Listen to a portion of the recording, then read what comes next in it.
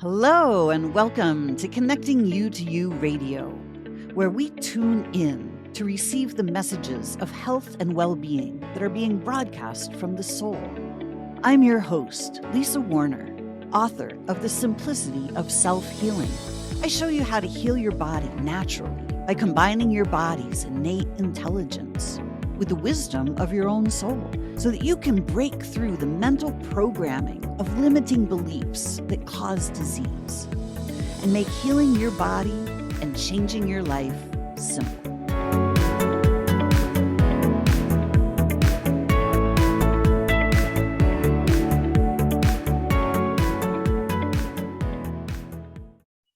Hello and welcome to another Soulution Sunday, because the soul is the solution. I am Lisa Warner. I'm the author of The Simplicity of Self-Healing, and today I am here with our good friend and regular guest, Keith Leon S., who is the author of this phenomenal book, Walking with My Angels. If you have not read Keith's book, I highly, highly recommend it. It is a book about his life. It's real stories about how he has had angelic guidance for his lifetime and how he now walks with his angels as the angel that he is. So Keith, good morning. Good morning. I'd like to say happy Sunday, everyone. Yes, indeed. Happy Sunday. Good to see you all again. So Keith, let's talk about your book this morning for a little while, because you've had some pretty extraordinary experiences. How did you come to write your book? Oh boy, that is a great question. You'll read about it in the book, but the shortest way I could tell it is I could hear my guardian angel's voice since I was a child, and had contact with angels through junior high, high school, somewhere in there. And that's where I started to kind of party and forget, right? Mostly I was trying to forget and not deal with all the stuff that was going on in my household with my mom and my sister and my family. And a way to push that out was, drinking and drugging. So I kind of did that through high school. And then I found myself up in Fresno in my, right after I graduated graduated from, did like a year and a half in college, and then quit that, and then was up in Fresno, went to go visit my sister, ended up staying there, and got a job as a bartender. And eventually, while I was bartending, I met a person who I got to know and befriended, and just had this feeling that I should ask him to hang out after work. And he said yes. And he's very interesting, very intriguing. And so I ended up really getting to be good friends with him and hanging out a lot. And eventually, at one point, after a lot of him doing things to kind of have me start to believe in stuff again, believe in anything, because I didn't really believe in anything at that point. So he was slowly taking me to believing in some things. And then eventually, long story short, or maybe not, long story long at this point. I love that when people say long story short after they've just babbled on for 5 minutes, but I did that.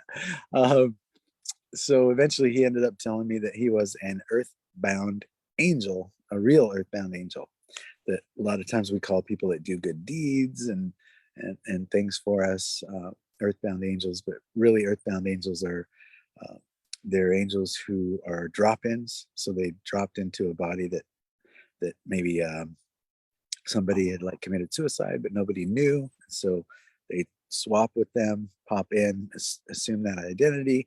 They come in, and then they're assigned to certain people to do certain things. And so a lot of times it's get with someone like he had with me, get to know them, befriend them, and eventually tell them, like he was telling me, that he was here to work with me and to take me from believing in nothing to believing in everything. And so he'd be working with me to do that. And then at some point, he would save my life. And once he saved my life, he would have to leave. So the answer to your question is part of that process of being taught, mentored, shown miracles every day, doing miracles, just to really get me to believe it. Have me do it instead of him do it. That's what it took for this big brain to believe. I eventually he facilitated an out of body experience where I met with around a campfire with all these entities, and they all gave me wisdom and told me what my purpose was on earth and what I was here to do. And so one of those things was I was told I would write a book about my experiences with angels, and it would be called Walking with My Angels. So I like to say their title, not mine, right? A true story. I came up with a true story because it is. And so Walking with My Angels is a true story. So I was told that I would write that book. And then again, that's my early 20s. Time went on and on and on and on and on and on. And now I'm in my 40s. And then finally I was told it was time to write the book. So I got to it once I found out it was time. Crank that thing out. It was really 3 books that I wrote in 9 days, 3 books in 9 days. So if you ever said, been working on a book for a year, wrap it up, get to work. You can do it. So 3 books in 9 days, which ended up being edited down to 1 thick book because the editors, I wanted to do it in a series of 3 books, like those grocery store books, where you pick up one and then you come back to the second one and it's like a series. That's what I was downloaded and told way back that it would be. And then when it came to it, though, my editors were like, right where the first book ends, I would be so mad at you if you left me hanging right there. And so upon their suggestion in reading it, they really felt strongly that it should be 1 book. And so I took feedback from my universe, and they tapped into the angels that they are now and helped me just decide to do it in 1 book. So it's a really long answer, but it's not a short answer. How did that book come about? I was told I would do it, and I did. I do what I'm told. Bravo, especially when it's being told to do it by an angel. Right. Yeah, well, there was like ancestors there, and Jesus was there, and I talk about an old American Indian, very wise man. He was there, and then if on my angel cards, there's a wise old Indian man, and when I had the person who did the art for the cards, I just gave her the name of the angels and didn't tell her who any of them are or anything about them. I just asked her to ask them, how do you want me to paint you? And so she did a painting of each of them. And it was interesting because when she sent one of the pictures, I was like, oh my God, because it was she had channeled through, right? The man that I describe in the book, she painted. So it's in the angel cards. So it's interesting how it all is always connecting all the time, especially when I'm paying attention. Right. I'm sure we'll get into that. Yes, we have the angel cards right here. So I love this story. It's really like the story of It's a Wonderful Life. I mean, it's very similar to Clarence the angel and saves Jimmy Stewart. Yeah, it's like A Wonderful Life meets Way of the Peaceful Warrior. Because when I read that book, I was still waiting to be told to write mine.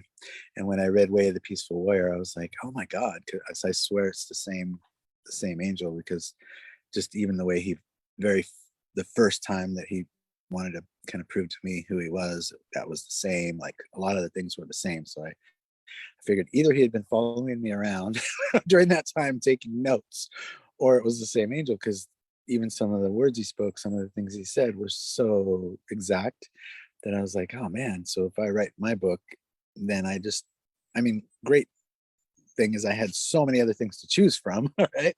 That I was able to omit those things so that people didn't think I was just like copying that book or something. But Very interesting to me when I read that book. And then it was way after the book came out.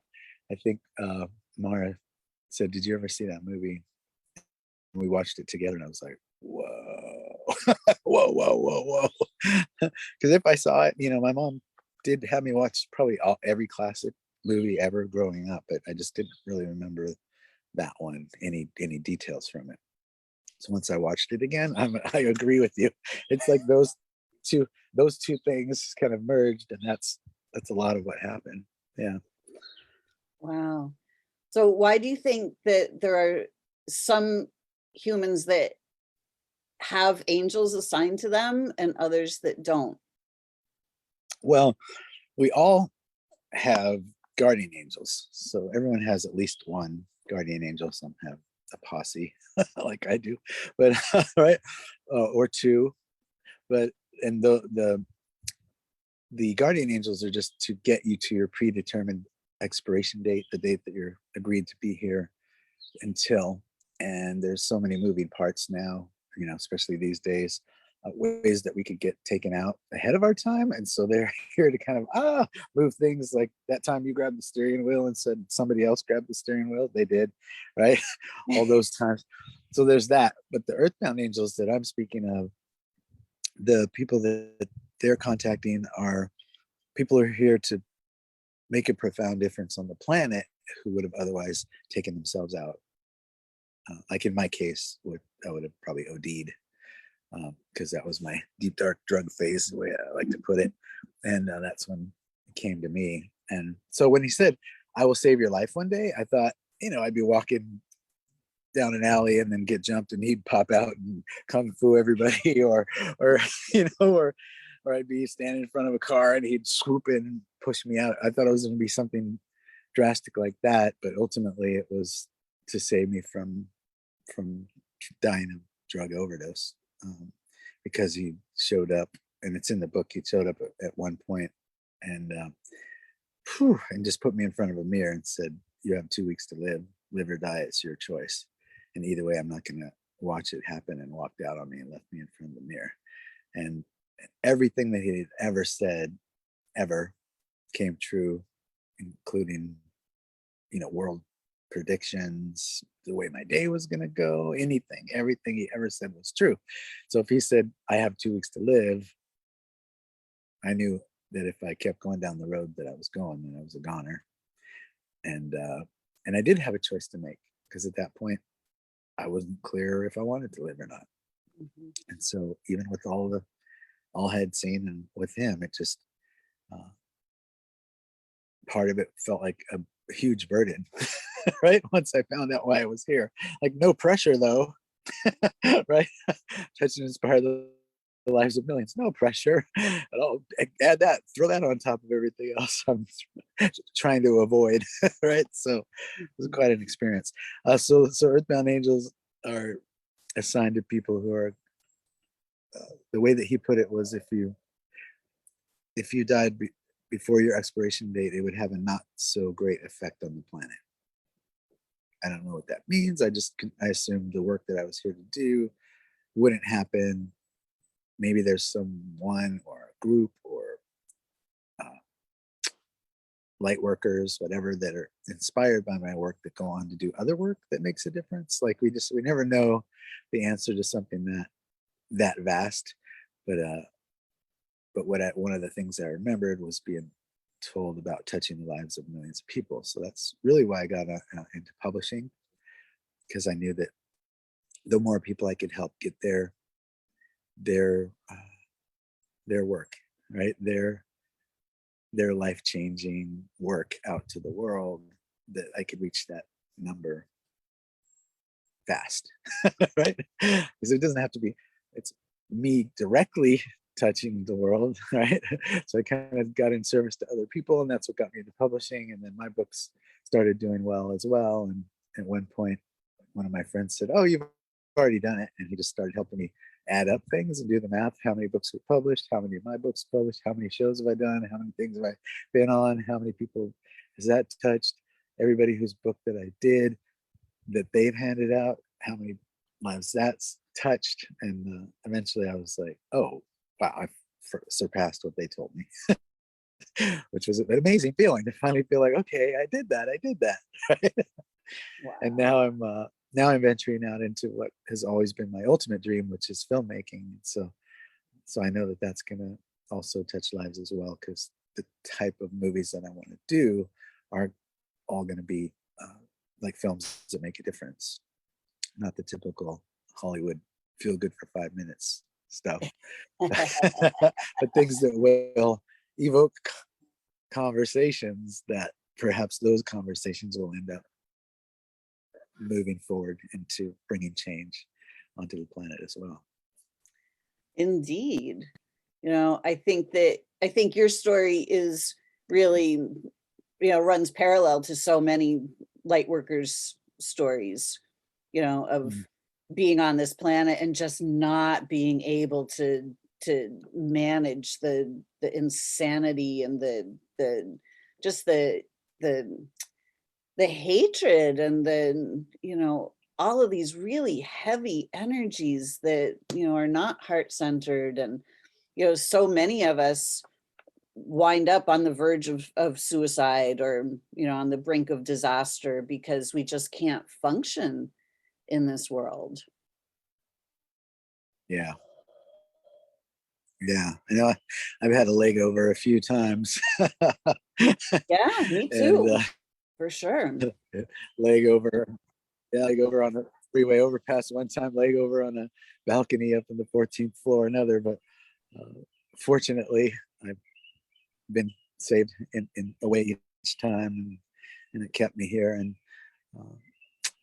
all of that there was beauty to that as well, right? Because all of that has led to the last series of years where I've been able to deal with this last few years in a different way than a lot. And a lot of people are really struggling, really going through a hard time right now, watching the traditional news and just being fed, all the fear, and just fear and fear sandwich. And there's what I learned from my angel is that there's light in everything.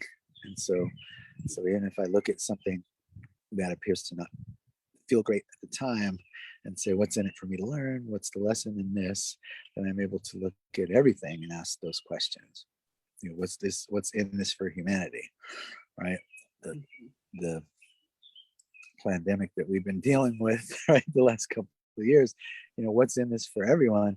And when people say the world will never be the same again, I feel like that is very, very true, and in a good way. I think more people are awakening to just things they didn't know before, because a lot of people who had a great message to share felt like if they came out with that message, they would be shunned, right, or censored or eliminated, and they are, right? They are being that. And the interesting thing, though, is that it feels like then that's just making more people who had a message that would have not come out say, oh yeah, then, and come out, right, and say it, and that's all good, because I feel like we always need to look at both sides of everything. So a lot of the people who would have been called conspiracy theorists now, because we live in a digital age with proof and cameras and things, are able to capture and or present facts behind the things that they used to it used to be called conspiracy theories because they didn't have anything to back it. So I've just seen a lot more of like, wow, really? Really? Let me watch that. And then actually seeing proof of it, like physical proof of it. And so it's been an interesting time. And I really do feel like the world will never be the same again, because I think less and less people are walking asleep, lockstep, just following whatever they're told without doubting it. And that's kind of the hypnotism that has it's all set up to even from school, if you think about the way school is, it's very kind of military, it's kind of industrial worker, the bells, and quiet, raise your hand, like the whole system. It's not like organic or free to students' interpretation or how they feel. It's very like shut up and sit down, right? So it's like seems like everything as we're growing up is kind of like just do what you're told, do what you're told. So that's where I feel like the massive shift is happening. It's more and more people are now questioning and discerning for themselves instead of just automatically saying, okay, I will do what I'm told. And that's one of the things that I feel is the beauty in all that we're going through right now. And I have to look at it that way. For sure. Right. I have to see the light in everything. And that's what keeps me moving forward instead of in a corner in the dark, right? With some other people that are just like, I can't handle this. This is too much. It's too big. It's too ugly. It's too crazy. It's too fill in the blank, and are go into the darkness instead of the light with it. And it is really all how we perceive it, right? And our whole life is what we create by how we feel and the words that we say. And that's really important to more than ever to know right now. We can go either way. Right? Go either way really fast. And so I've been choosing to focus on the light and what's for me to learn from this, what's the good in this, what's going to be the beauty on the other side of this, because I do see another side of this. Right? Yeah. So I know I just opened a huge can of worms, but they're just flowing and going this morning. That's what we do, right? You got it. Absolutely. Yeah. I think that, that whole thing that you were talking about that with, the conspiracy theorists and things is that traditionally in the past, anyone who has spoken truth, spoken out against the powers that be and the injustices in the world have literally been nailed to a cross or burned at the stake or beheaded. And, they've just been taken out of the game. And so many of us are aware of that history and, have been afraid of speaking the truth for fear of being offed, but now we see that, if we all speak out, there are too many of us to just keep offing people. Like it's just Right. not gonna happen. Like we're already seeing the patterns of the people that have, suddenly wound up not living. And we start to put the pieces together and say, oh, all right. So now we start to see that there is a beautiful heaven on earth that's waiting for us when we start to be the angelic beings of light that we are, and we start to speak from our heart, and we start to speak the truth. People can hear that even if they don't know that what we're saying is true, or they still believe what the other rhetoric is. There's a heart-to-heart communication, there's an energetic communication that happens. And and even some of the rhetoric that seeming rhetoric that's true, the discernment part is why then. Right? If they want me to know this, then why? I was in the media, directly in media, in TV for about 7 years when we add it all together. And what I learned in the first 5.5 was that the words conspiracy theory were created by mainstream media. And the definition of conspiracy theory is anything not reported by the mainstream media. Like if they don't cover it, then that's what they called it. And even back then, I mean, this is way back, right? 90s. Even in the 90s, I was like, that just felt so weird to me, right? I was just like, whoa. So anything that the mainstream media, and then there was a whole another level in that The reason I got out of media is because I saw and had to sign off on so many, like knowing so many stories that were purely fabricated to sell a product or put fear into people. And I had to sign that I wouldn't share that I worked on that project. And then I would go home and watch it on the news that evening. And then the story would be the story, like, let's say it's about scaring people into taking a certain drug. And then, so that was the story set up. And then right after the story, oh, now we're going to go to a commercial. And the first commercial was selling the drug that was the cure to the story that had just come. So it was, for me, it was like, how are people not seeing this? How did they not notice that? And I just felt so kind of dirty after a while that that's why I had to get out of it. I was like, I don't want to be in this because it's just craziness, right?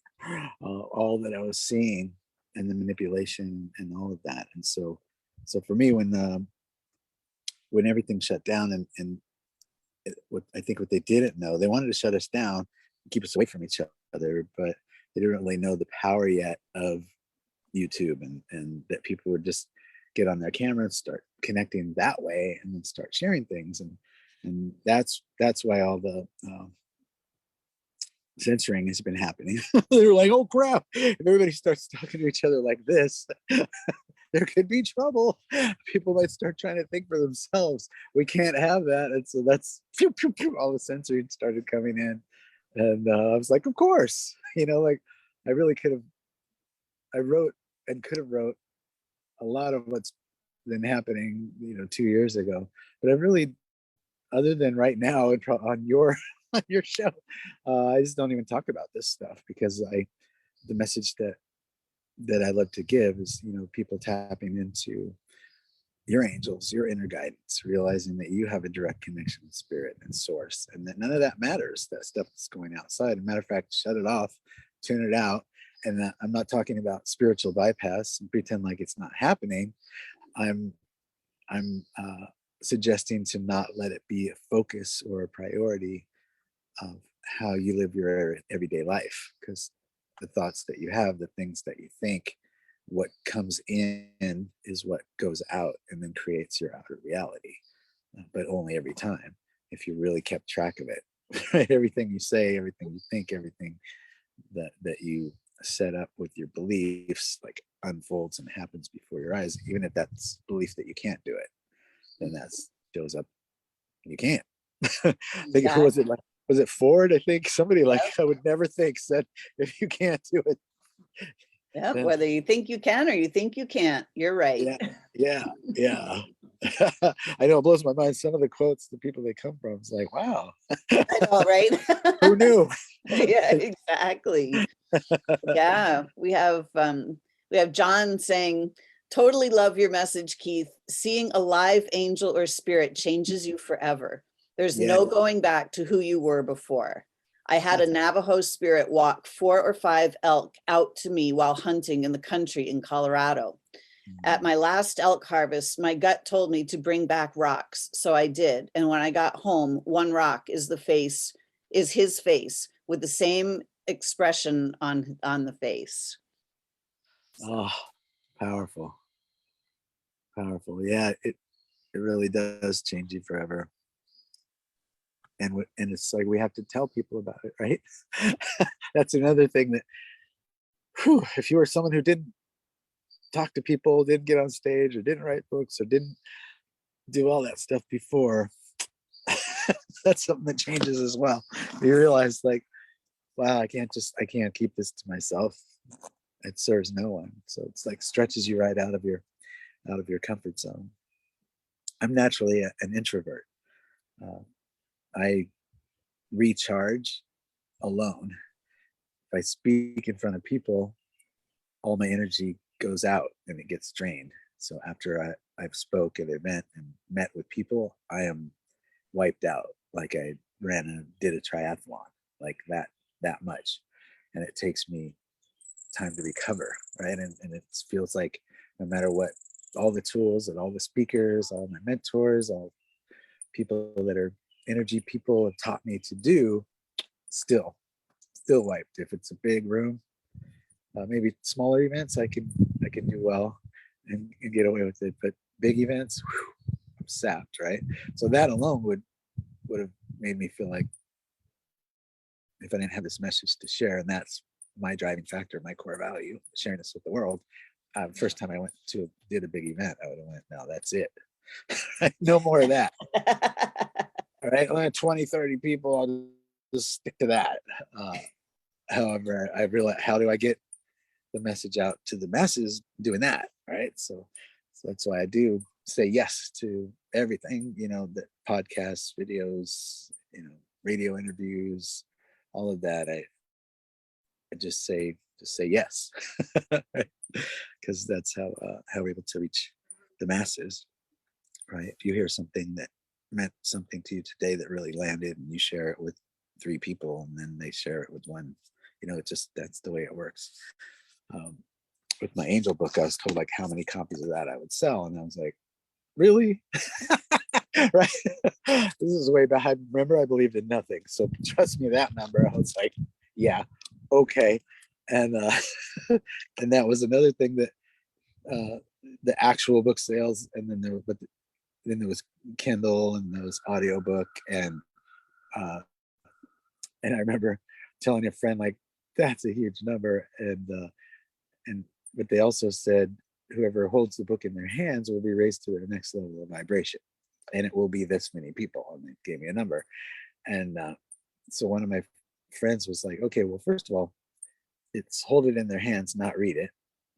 So everybody who bought the physical book, if they just like toss it on their coffee table, every person that comes over and goes, what's this book, and picks it up and puts it down, already received what they were supposed to receive, right? They're raised to their next level of vibration. I was like, yeah.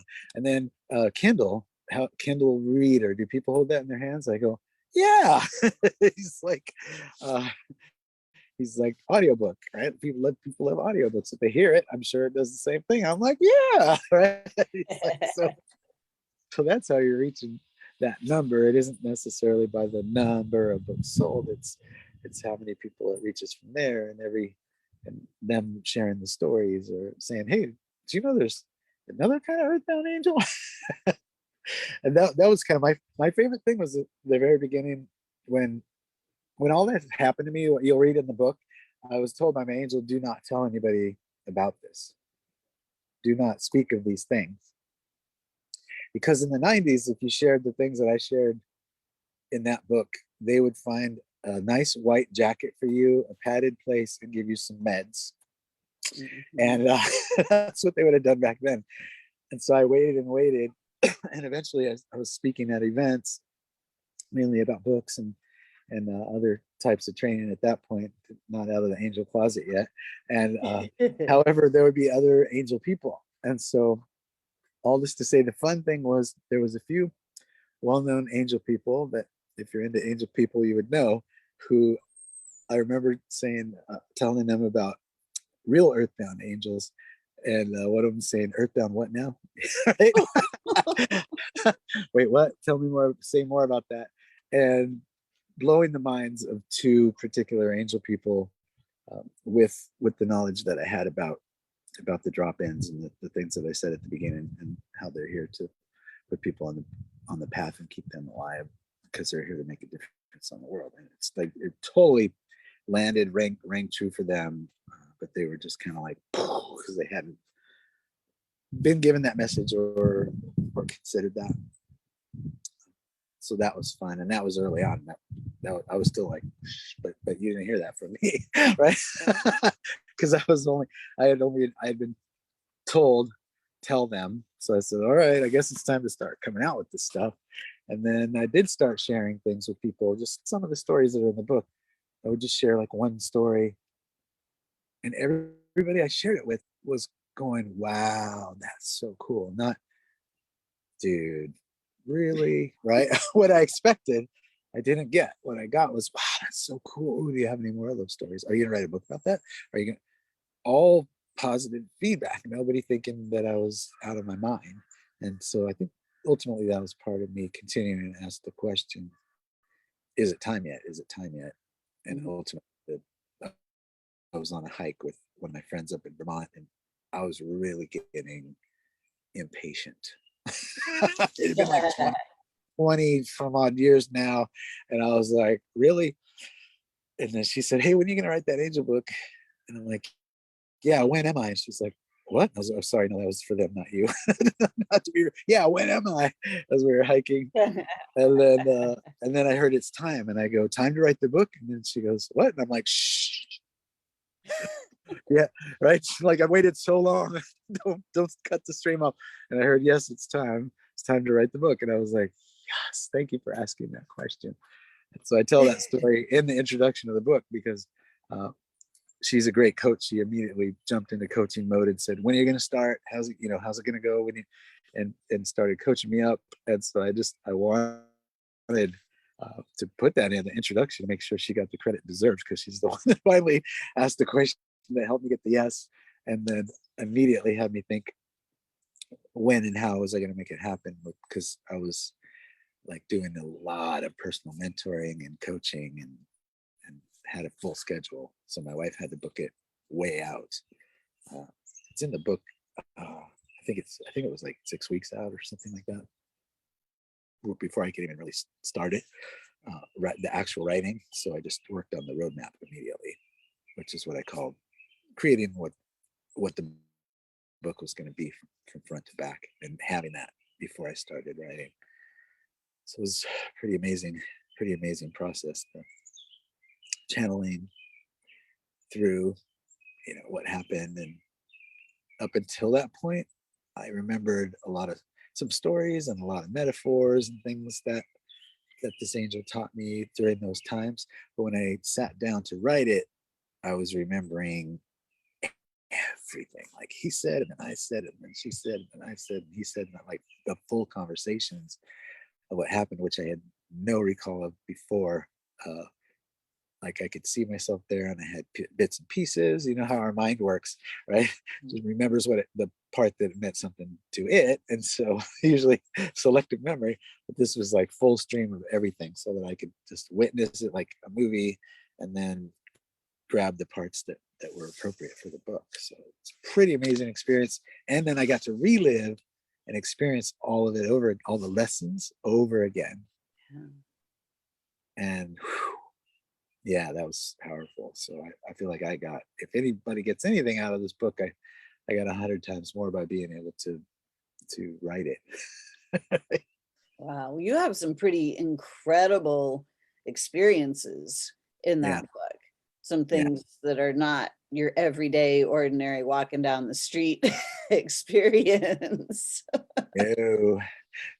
One of my Christian friends would say supernatural experiences. I love that word, supernatural. It's been around forever, but I definitely have an idea of what they mean when they say it.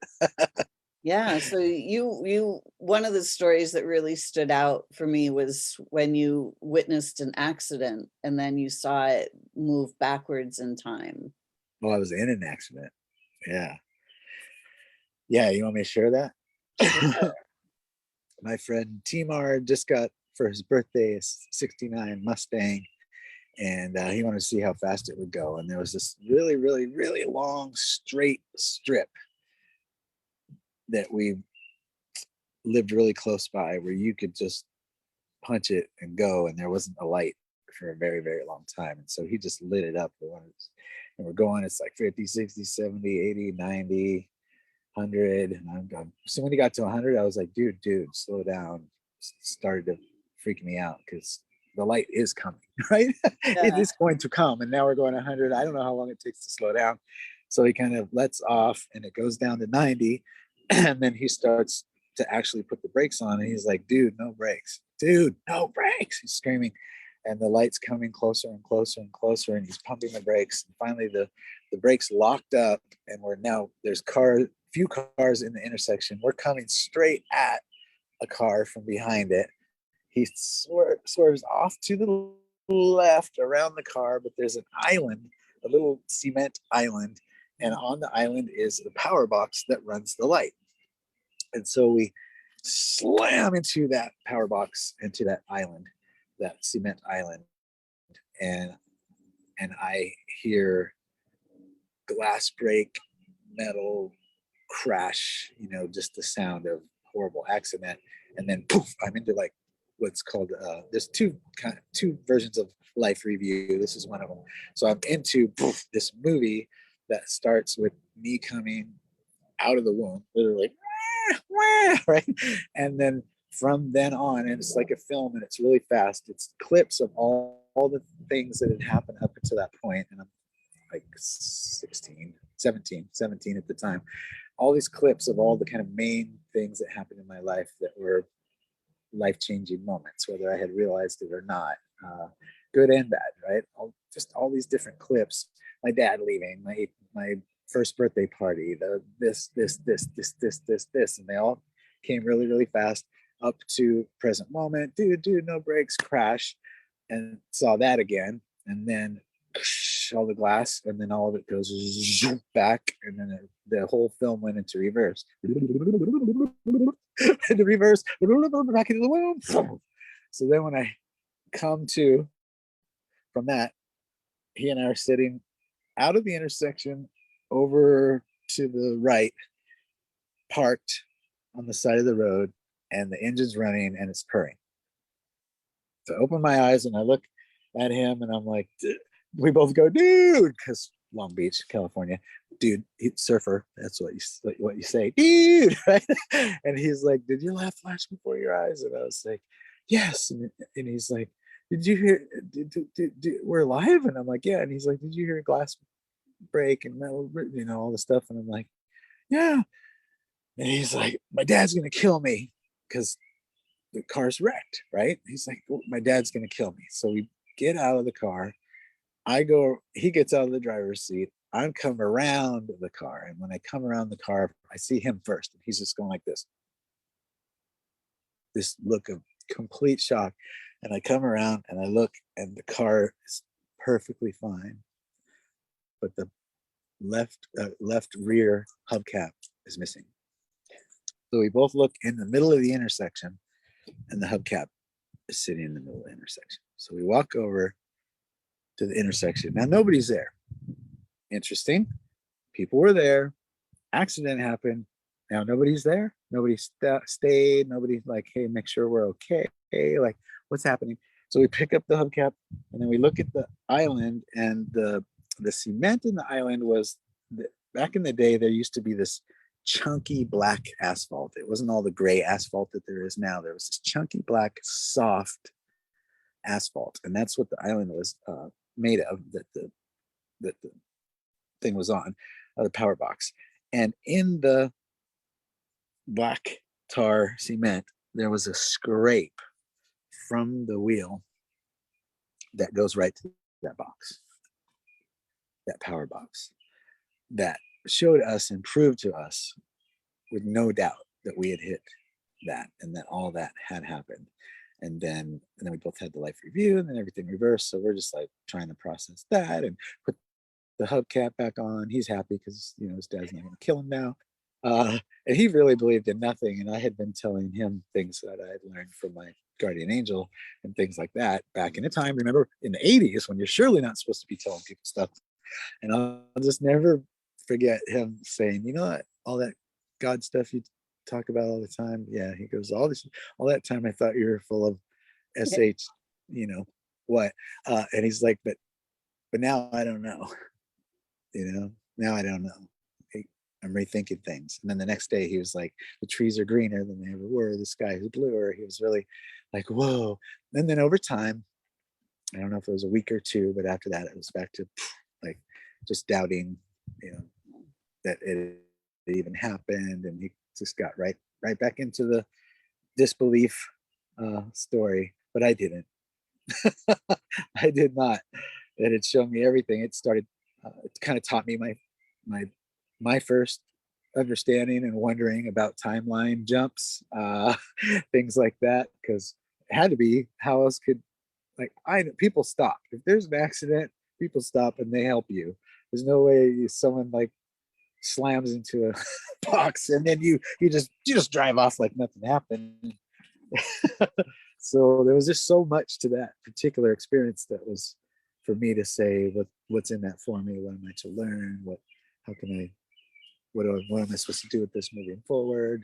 But then again, I was in high school, so like I said, I kind of had the lesson, but then got into what I was doing then and promptly shelved it for later. Right. I guess for the book. Yeah. I mean, that really just goes to show the power of the rational mind, the programming that we've Yeah. received. Oh, That yes. it's just that something that we actually experience. We have so much doubt that you could actually experience that the actual experience becomes nullified. Yeah. Yeah. And back then it was like, you're crazy. That's what people said. If you said anything that was out of the ordinary, you're crazy. So he was like, well, I don't want to be crazy. So Yeah. erase. Well, you can't erase that, bro. Like, we can forget it by smoking some weed, right? Push it down and forget, but there's no way you're going to forget it. This is not going to happen. So I'm sure that to this day, he probably still has flashbacks on that. And I don't know how he is able to process it, but it's taught me a lot. It taught me a lot when I started reading other books and hearing others' experiences about different types of life review. Usually they call that when people kind of pass out of their bodies and then they have these types of experiences. So that's another question, right? Like they leave their body and then they have a life review. So did we? Like there's just so many unanswered questions in that particular experience. But there was so much learning in it for me. That's amazing. Yeah. I've gone through, a couple of situations where I've had kind of a life review, but I've also gone through, at that point of like ending it all, where that little voice comes in and goes, just because you make your body stop working doesn't mean you just let go of all these problems. Like you're still going to have the exact same problems, but without a body. So now having all these problems, not resolving this stuff, you're going to have to come back and resolve it. Like, I was like, oh, damn. Yeah. I guess I may as well just stick around and actually work through my stuff in this body so that I will actually be able to free myself and make some different choices next time. Yes. Yeah. Yeah, that's a whole other can of worms. Right. That's a whole nother call. I'm like, oh my God. Oh, yeah, I'll just leave it there. Exactly. It's like, oh yeah, that was one of I actually still reached that point a couple of times after that initial knowing. I was like, I don't care, I just want out. Yeah. And when somebody goes that way, it's as a knower that that's true, then that's what makes it even harder, to deal with like friends who or family that takes their own life. It's like if you really believe, oh man, now have to either, right? Either continue to deal with it in the spirit realm or come back and do it all over again. So it's, but that's fine too, right? It's all perfect. We do what we do until we don't do it anymore, or we learn what we learn until we don't have to learn it anymore. Right. And it's all perfect, and I think that's the main piece I got from the time with my angel, is that it's all perfect. Like what does that really mean? And so I really do have to back out of every situation and pull myself out from the feeling of it, from the drama of it, from the personalization of things that are going on. And anytime I pull myself out of it and look at it, then I can see the gift and see the beauty in it, and get to it a lot faster than if I just stayed in the way I was feeling, or the drama, or the argument, or the whatever. There is always a higher purpose for everything that happens, including all the stuff going on right now. there is a higher purpose, and to be revealed why all this has happened in the last few years, but it's good. It's good. It'll be worth it. Just hang on, keep loving yourself, keep Yeah. loving other people, let them believe and say what they want to believe. It's the whole need to be right thing is so incredibly strong right now, and right can't be proven because it is only what's right for that person, that which is right. That's the only time it's right, is individually. If it's right for that person in that moment, then great. Whether that's disagreement about spiritual thoughts or religion or world events or anything, anybody can say anything, and I just go wrong. I never go wrong and then tell them what is. Like, I'm just wrong, never going to come out of my mouth ever. I'm just going to go, wow, oh, thank you for sharing that with me. What a great perspective, because that's their truth. And sometimes I may say, may I offer mine, and then offer a perspective, and they can reject it or accept it or just hear it. Not attached. Don't have any need to be right about it. Just if I'm prompted to share it, then I share it, because maybe if I share it from a place of not trying to be right and not having a tone in my voice and not all the ways that some folks communicate, but I'm just share it from love and here's my perspective, and there was no charge on it, then they may hear it and maybe they go, and think about it, and maybe it ends up sending them in a different way later after we parted, and then they go off and do something in the world. Like, we just have no idea what a difference we're making on this planet with every hug, with every share, with every smile, with every story, with anything that we do. It all moves forward in some way or another, and makes a difference in some way or another, whether we know it or not. Right. Yeah. So that's why I always, since the first time, pretty much, I think the first time I ever stood on a stage or did any interview or anything, it was like, so what's the last thing you want to leave people with? And I always shared, you make a difference, right?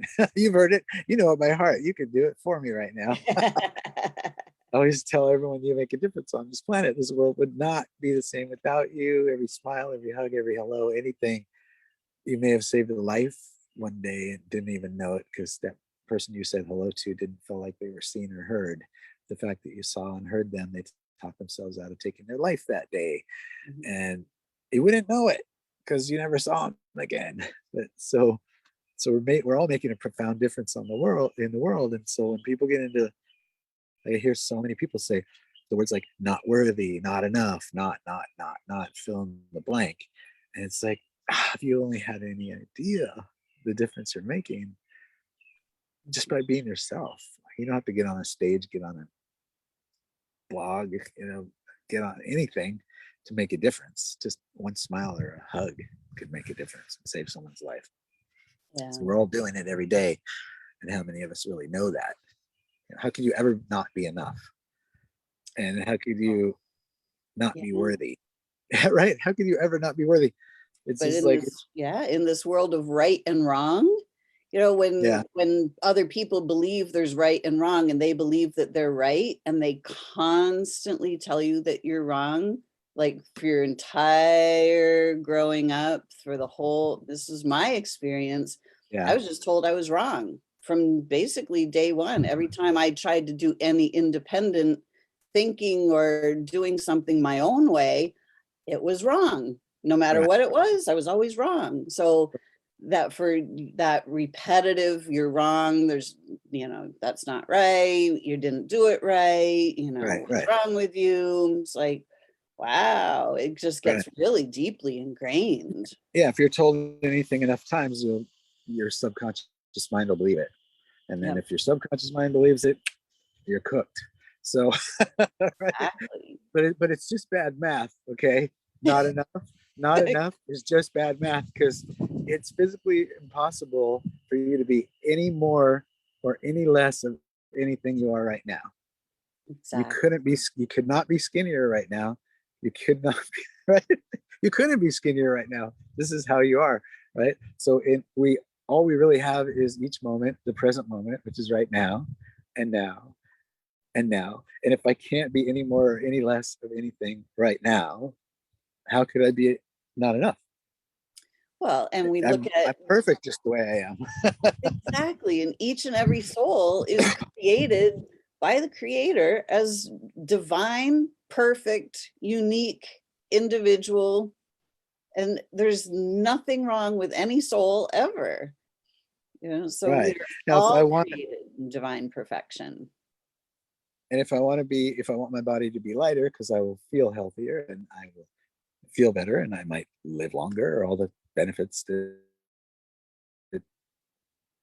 come with that, then in this moment, I could make a choice that I want to do something moving forward to make that happen. Mhm.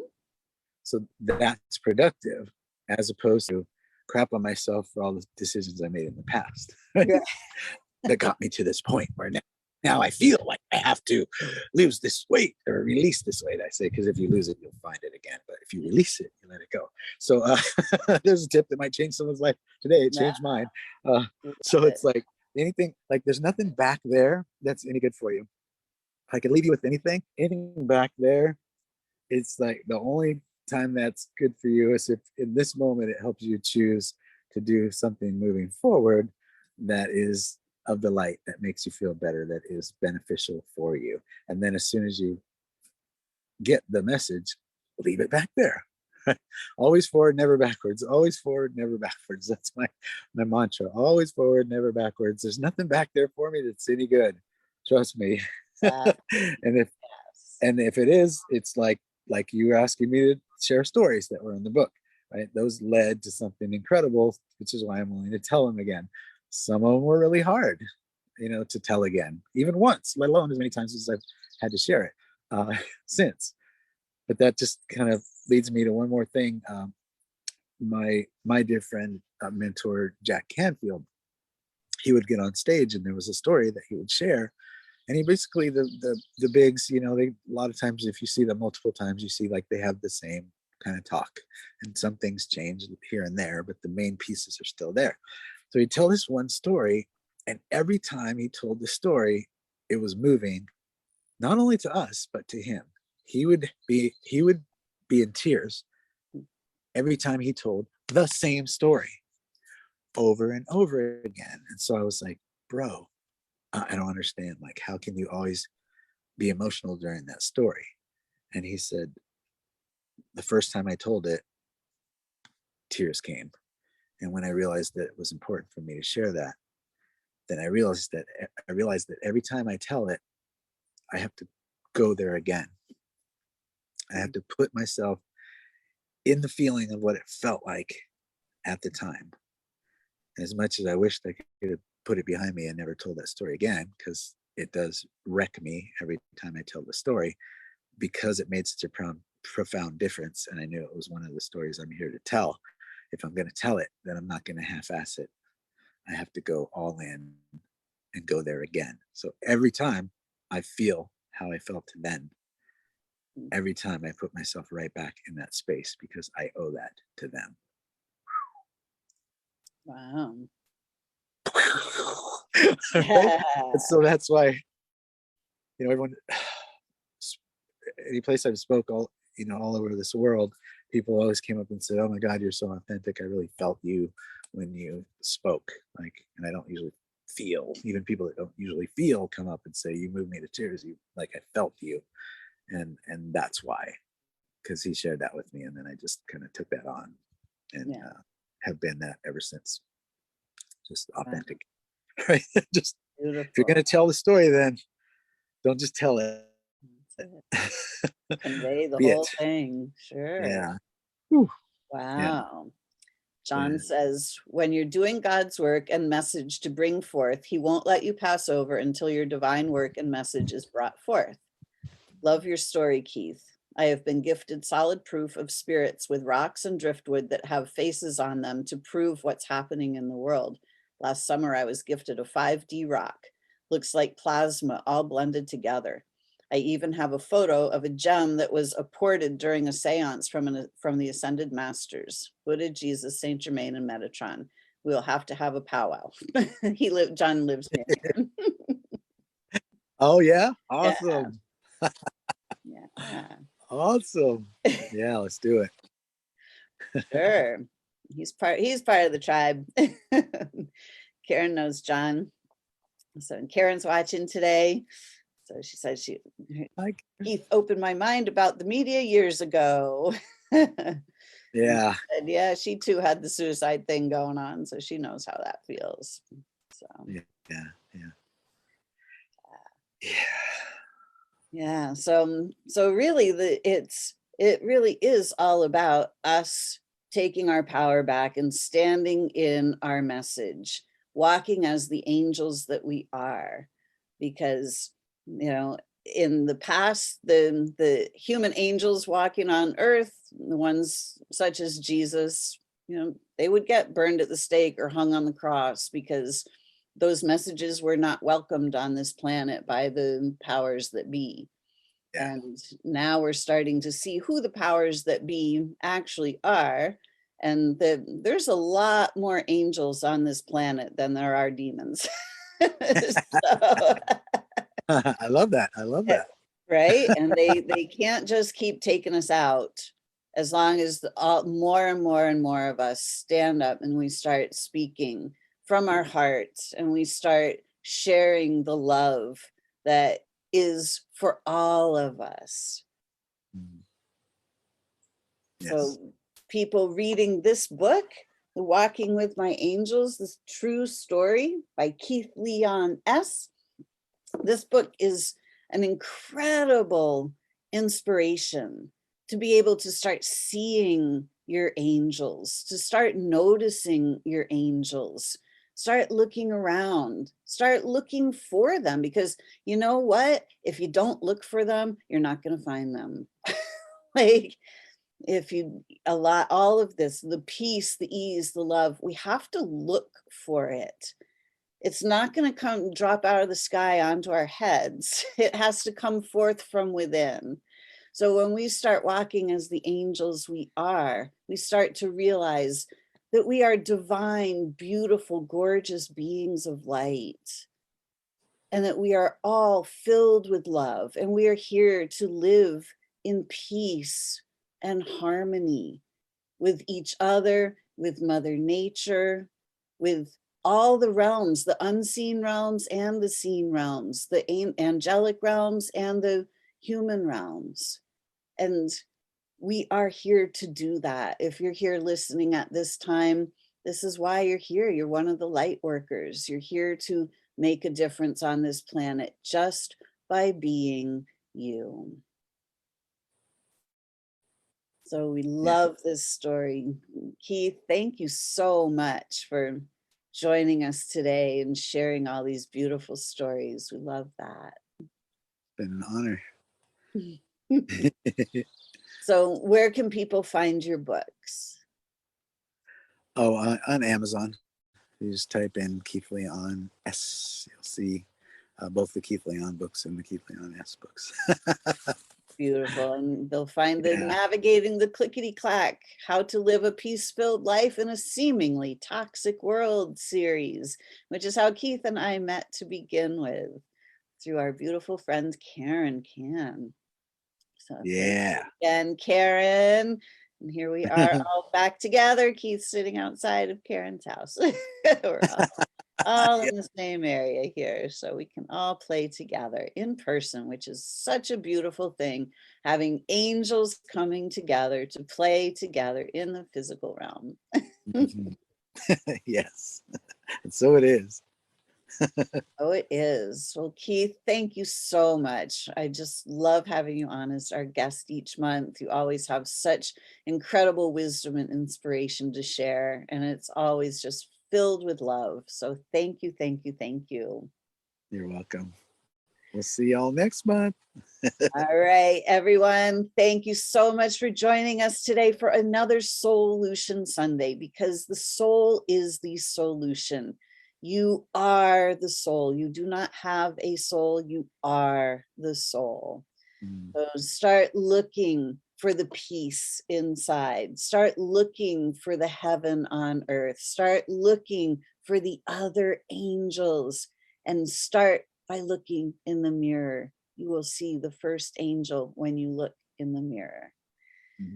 So, everyone, thank you so much. Have a beautiful week, and we'll see you again next week for the Father's Day edition of Soul-lution Sunday, where you will get to meet my dad. So, yeah, very excited about that. So thanks, everyone. We will see you next week. Thank you, Keith. You're welcome. Thanks for listening to this episode of Connecting You to You Radio. If you've enjoyed this podcast, please subscribe and share it with your friends. Are you ready to discover more about how simple healing your body can actually be when you do it from the higher wisdom of your soul? To learn more about what I do and how you can work with me, visit connectingyoutoyou.com and get on my mailing list to be the first to know about my latest offerings. If you'd like to interact with me on Facebook, please join my group, Soul Sourced Healing. Check the show notes below for these links and more. I hope to see you again next time on Connecting You to You Radio.